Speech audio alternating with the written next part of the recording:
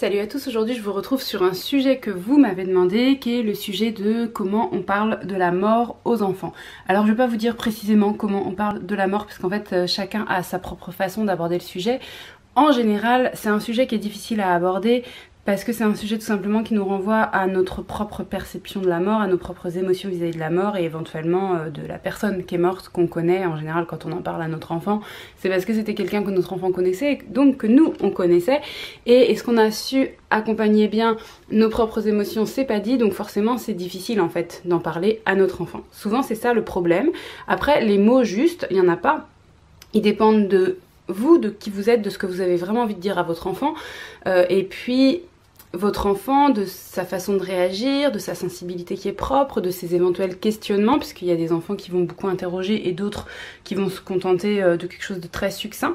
Donc voilà, il n'y aura pas vraiment de bonne façon de faire, je ne vais pas vous donner un protocole, mais voilà, ça va être quand même d'essayer d'être assez honnête. En fait, j'ai une étude, une analyse de plusieurs études que j'ai lues, que je vous mets en barre d'infos si vous voulez la lire, qui est très intéressante parce qu'elle explique bien pourquoi il est important d'être quand même très juste dans ses mots et de dire vraiment la vraie réalité, parce qu'en fait si on n'en parle pas, ce qui se passe c'est que la plupart du temps l'enfant il a senti que de toute façon il se passait quelque chose et que du coup dans son imaginaire il va se passer des choses, ça va être assez anxiogène pour lui, ça va l'être plus que de lui en parler vraiment. S'il est très petit, par exemple un petit de moins de 3 ans, il n'a pas conscience de ce que c'est que la mort, c'est encore un peu tôt, et du coup il n'a pas conscience de son caractère irrémédiable, il n'a pas conscience de ce que ça implique, de ce que c'est... il le visualise pas en fait, et il le comprend pas, il n'a pas une assez bonne notion du temps, etc. Donc de toute façon en parler à un tout petit, ça peut rester un sujet très léger. Souvent on voit ça comme un sujet grave, mais en fait ça peut être un sujet très léger, et il y a pas mal d'enfants qui comprennent pas avant 6 ans que ça a vraiment un caractère irréversible, et il y a même certaines études qui mettent en avant qu'il y a des enfants uniquement vers 10 ans qui comprennent vraiment que la mort c'est un phénomène complètement indépendant d'eux. Voilà, parce que parfois les enfants ont l'impression qu'ils peuvent avoir un pouvoir sur la mort. C'est donc assez tardivement qu'ils comprennent qu'en fait ils sont pas du tout responsables de ça, que tout le monde va mourir, mais que c'est pas quelque chose de contagieux. Il y a des enfants qui pensent que si quelqu'un est mort et qu'on s'en approche, on va mourir aussi. Vous voyez, il peut y avoir comme ça pas mal de croyances que les enfants traînent et qui peuvent être même véhiculées par les jeux. Hein. Certains enfants se disent bah oui mais dans le jeu on ressuscite, est-ce que dans la vraie vie on ressuscite? Et non, en fait c'est que voilà, assez tardivement qu'ils comprennent vraiment le caractère irrémédiable, le caractère universel de la mort, et qui peuvent s'en déresponsabiliser, s'en détacher totalement. Alors bien sûr quand je donne des âges c'est toujours à titre indicatif, il y a des enfants qui sont très précoces pour comprendre ce genre de choses et qui dès 3 ans vont aborder le sujet de la mort de manière très sérieuse et en comprendre vraiment beaucoup d'aspects. Mais voilà, c'est un ordre d'idée. Il faut quand même que l'enfant comprenne que la mort, ça fait partie de la vie. En fait, on n'a pas l'un sans l'autre. Et il y a des choses qu'il faut qu'on explique à nos enfants avec les mots justes, je vous disais, parce qu'en fait, si on dit pas les mots justes, on risque de les embrouiller complètement. Par exemple, si on dit que c'est quelqu'un qui dort pendant très longtemps et qui ne se réveille pas, on risque de solliciter un petit peu leur perception du sommeil de manière erronée et de leur laisser croire qu'en dormant, on peut ne pas se réveiller quand on se couche. Donc ça peut être aussi assez anxiogène.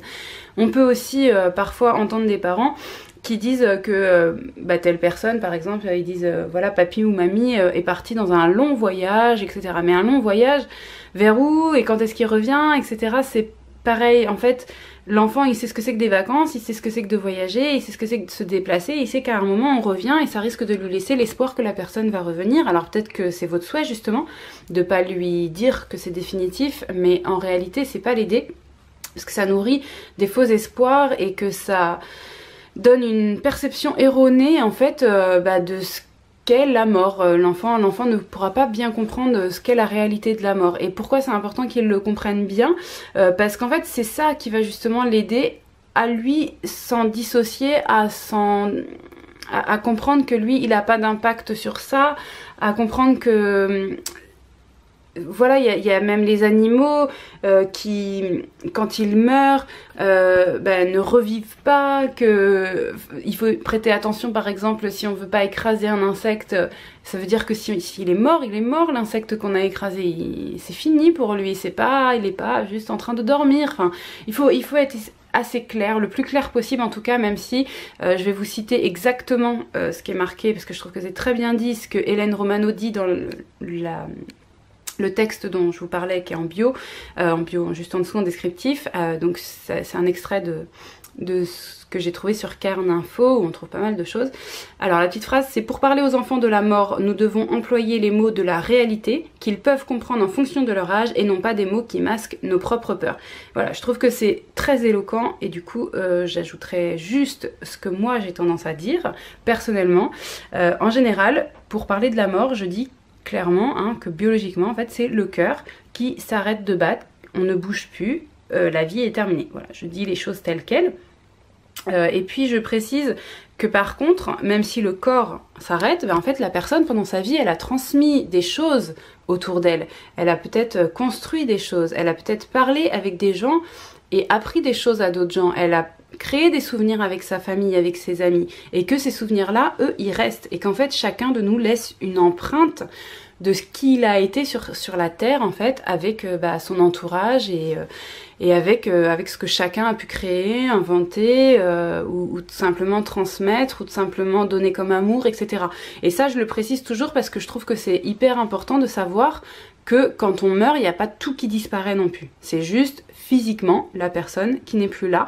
Et après, voilà, on a des croyances religieuses où on n'en a pas, mais en tout cas, ce qui est certain, c'est que quand quelqu'un n'est plus là, vous avez quand même des souvenirs de cette personne et que cette personne, elle vous a transmis des choses. Et que c'est ça qui est important, en fait, je pense, de garder en tête pour avoir une certaine continuité, pour que la mort soit pas un arrêt définitif et brutal. Et puis, ce que je précise aussi, c'est que quand quelqu'un meurt, en général, on fait une cérémonie. Alors, tout le monde ne fait pas la même cérémonie, mais disons que par exemple, pendant un enterrement, moi, ce que je dis, quand on voit des gens qui déplacent un corbillard, un cercueil, etc., et que Enzo pose des questions, Enzo a 5 ans et demi, je lui explique que quand quelqu'un est mort, en général, on fait une grande cérémonie pour parler de cette personne, voilà, avec tous les gens qui ont envie de se souvenir de cette personne. Et qu'on fait une grande cérémonie où on dit en quoi cette personne a été importante pour nous, justement pour alimenter tous ces souvenirs qu'on a envie justement de garder de cette personne. Voilà les mots que j'emploie moi, je sais pas si ça peut vous inspirer. Comme je vous ai dit, il n'y a vraiment pas une bonne façon de faire, chacun a sa propre façon de faire, mais je trouvais que c'était sympa de partager la mienne, comme ça vous donne peut-être des idées sur des choses où vous saviez vraiment pas quel mot utiliser, et peut-être qu'avec mes mots, vous en trouvez d'autres, vous en avez d'autres qui vous viennent et que ça permettra que vous soyez plus à l'aise, parce qu'on est d'accord que c'est pas du tout un sujet facile, mais c'est vraiment un sujet important. Et gardons en tête qu'en général, on ne protège pas nos enfants en leur épargnant ce sujet, on se protège soi-même. Vraiment, je pense que c'est ça qu'il faut garder en tête après cette vidéo, donc je vous souhaite bon courage si c'est un sujet que vous avez à aborder, et je vous dis à très bientôt dans une prochaine vidéo.